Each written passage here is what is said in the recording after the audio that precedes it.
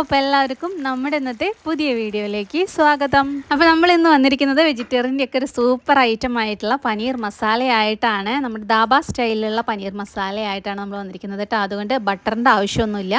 വളരെ എളുപ്പത്തിൽ തന്നെ സിമ്പിളായിട്ട് ഉണ്ടാക്കിയെടുക്കാൻ പറ്റുന്ന ഒരു അടിപൊളി പനീർ മസാലയാണ്.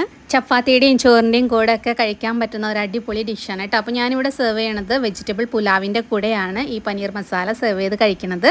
സൂപ്പർ ആയിട്ടുള്ള ഒരു കോംബോ ആയിരുന്നു കേട്ടോ. അടിപൊളിയായിരുന്നു. സാലഡും കൂടി ആയപ്പോൾ പിന്നെ ഒന്നും പറയാനില്ല. അപ്പോൾ ഇതിൽ പുലാവിൻ്റെ അതുപോലെ തന്നെ വെജിറ്റബിൾ റൈസിൻ്റെ ഒക്കെ വീഡിയോസ് വേണമെങ്കിൽ ഞാൻ മുന്നേ പോസ്റ്റ് ചെയ്തിട്ടുണ്ട്. അപ്പോൾ അതൊക്കെ ഒന്ന് പോയി നോക്കാം കേട്ടോ. പനീർ ബട്ടർ മസാല വേണമെങ്കിൽ അതിൻ്റെയും ഉണ്ട്. അപ്പോൾ ആ വീഡിയോസൊക്കെ കാണണമെങ്കിൽ നമ്മൾ മുന്നേ പോസ്റ്റ് ചെയ്തൊക്കെ ഒന്ന് നോക്കിയാൽ മതി. അപ്പോൾ ഇപ്പം ഞാനിവിടെ എടുത്തിരിക്കുന്നത് മിൽക്ക് മിസ്റ്റിൻ്റെ പനീർ ക്യൂബ്സ് ആണ് കേട്ടോ. അത് ക്യൂബ്സ് ആയിട്ട് ഓൾറെഡി പാക്കറ്റിൽ കിട്ടണതാണ്. അപ്പോൾ നമുക്ക് കട്ട് ചെയ്യേണ്ട ആവശ്യമൊന്നുമില്ല. ഓൾറെഡി പീസായിട്ടാണ് നമുക്ക് കിട്ടണത്. അപ്പോൾ ഈ ഒരു പനീർ ക്യൂബ്സ് ഞാനൊരു പ്ലേറ്റിലോട്ട് മാറ്റി വെച്ചിട്ടുണ്ട്. ഇനി നമുക്ക് പനീർ മസാല ഉണ്ടാക്കാനായിട്ട് ഒരു പാൻ അടപ്പത്ത് വെച്ച് കൊടുക്കണം.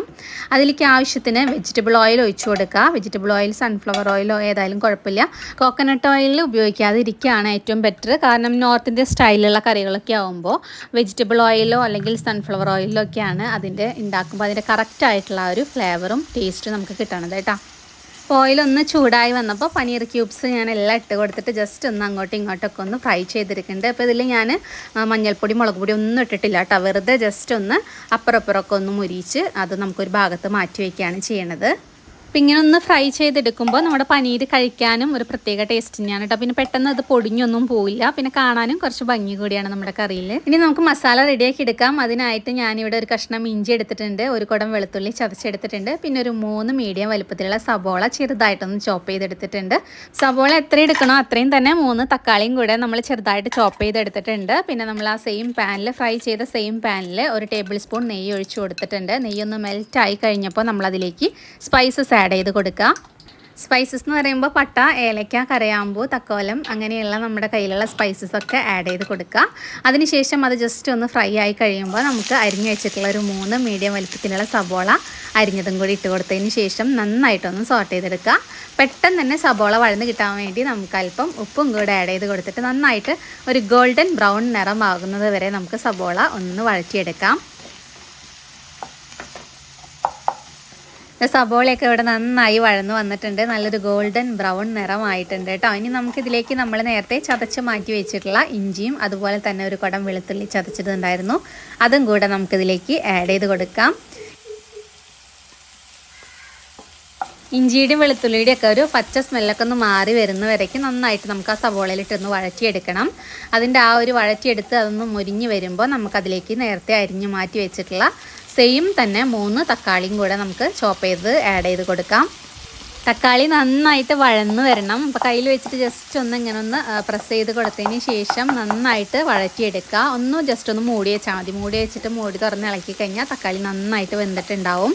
അപ്പോൾ തക്കാളി അവിടെ വാടുന്ന സമയം കൊണ്ട് നമുക്ക് ഒരു സംഭവം റെഡിയാക്കി എടുക്കണം. അപ്പോൾ ഞാനിവിടെ മിൽക്കി മിസ്റ്റിൻ്റെ തന്നെ കേടാണ് എടുത്തിട്ടുള്ളത്. അപ്പോൾ തൈര് അതാ ഇവിടെ ഒരു വലിയ 3 ടേബിൾ സ്പൂണോളം ഞാൻ എടുക്കുന്നുണ്ട് കേട്ടോ. വലിയ സ്പൂണാണ്. അപ്പോൾ ഇതാ കണ്ടോ, ഈ ഒരു സ്പൂൺ കൊണ്ടാണ് ഇപ്പോൾ ഞാൻ എടുക്കണത്. അപ്പോൾ ഇത്രയും തൈരാണ് ഞാൻ എടുത്തിട്ടുള്ളത്. നല്ല കട്ട തൈരാണ് കേട്ടോ. മിൽക്കി മിസ്റ്റ് നല്ല ക്രീമി ആയിട്ടുള്ള തൈരാണ്.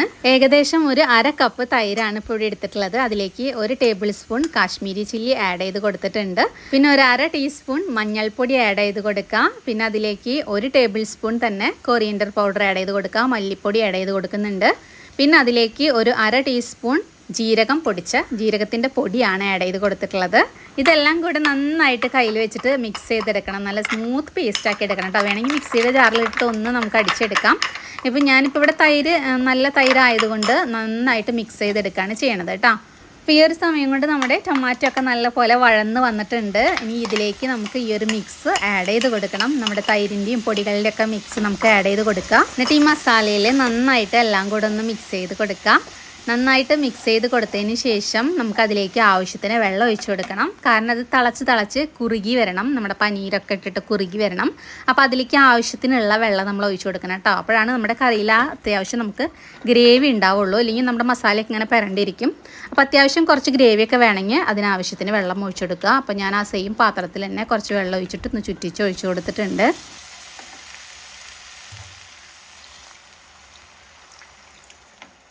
അപ്പോൾ ഇത്രയും വെള്ളമാണ് നമ്മൾ മൊത്തത്തിൽ ഒഴിച്ചു കൊടുത്തിട്ടുള്ളത്. ഇനി പനീരൊക്കെ ഇതിലിട്ട് തിളച്ച് കുറുകി വരുമ്പോൾ ഈ കറി നമ്മുടെ പാകത്തിനായിട്ട് സെറ്റായി വരും കേട്ടോ. അപ്പോൾ വെള്ളം ഒഴിച്ചു കൊടുത്ത സ്ഥിതിക്ക് നമുക്ക് ഉപ്പ് പോരാണ്ട് വരും. അപ്പോൾ ആവശ്യത്തിന് ഉപ്പും കൂടെ ആഡ് ചെയ്ത് കൊടുക്കുക.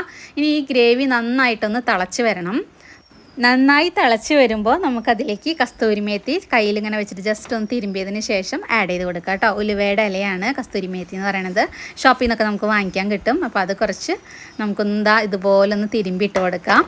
ഇനി നമുക്കിതിലേക്ക് ആഡ് ചെയ്യാനുള്ളത് ഗരം മസാലയുടെ പൊടിയാണ്. അപ്പോൾ അതൊരു 1/2 ടീസ്പൂൺ ഗരം മസാല പൊടിച്ചതും കൂടെ ആഡ് ചെയ്ത് കൊടുക്കുക. അപ്പോൾ നമ്മുടെ വീട്ടിൽ തന്നെ പൊടിച്ചെടുത്ത ഗരം മസാലയാണ് കേട്ടോ. അപ്പോൾ അതിൻ്റെ വീഡിയോ ഒക്കെ വേണമെങ്കിൽ മുന്നിൽ പോയി നോക്കിക്കഴിഞ്ഞാൽ നല്ല ഹോം മെയ്ഡ് ആയിട്ടുള്ള നല്ല അടിപൊളി മണക്കുള്ള ഗരം മസാലയുടെ വീഡിയോ നമ്മൾ ചെയ്തിട്ടുണ്ട്. അതൊക്കെ പോയി നോക്കാം കേട്ടോ.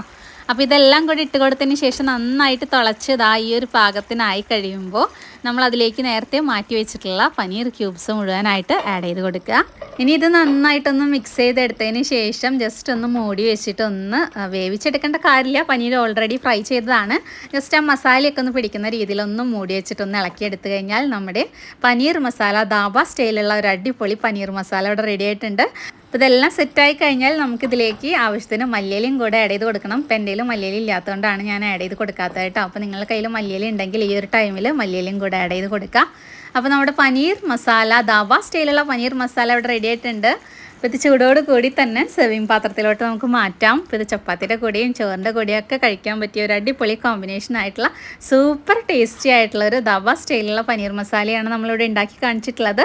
അപ്പോൾ എല്ലാവർക്കും ഇന്നത്തെ വീഡിയോ ഇഷ്ടപ്പെട്ടു എന്ന് വിചാരിക്കുന്നു. ഇഷ്ടപ്പെട്ടാൽ ഒന്ന് സബ്സ്ക്രൈബ് ചെയ്യാനും ലൈക്ക് ചെയ്യാനും മറക്കരുത്. അടുത്തൊരു അടിപൊളി വീഡിയോസ് ആയിട്ട് വരുന്നവരേക്കും ബൈ ബൈ.